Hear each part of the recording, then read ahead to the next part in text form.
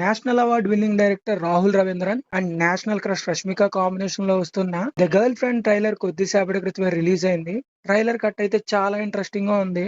The girl friend అంటే Rashmika point of view లో story వెళ్తదేమో అనుకున్నాను.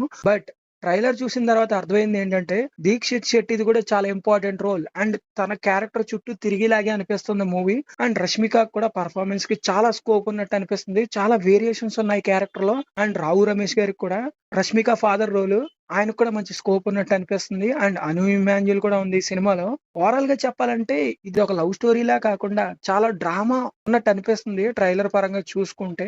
I think this will be the perfect movie for Rashmika and Dikshit Shetty too. ఇద్దరికి చాలా మంచి స్కోప్ ఉన్నట్టు అనిపిస్తుంది. అండ్ మ్యూజిక్ డైరెక్టర్ ఎవరో తెలుసు కదా, హేషామ్ మ్యూజిక్ ఈ సినిమాకి చాలా హెల్ప్ అవుద్ది అని అనుకుంటున్నాను.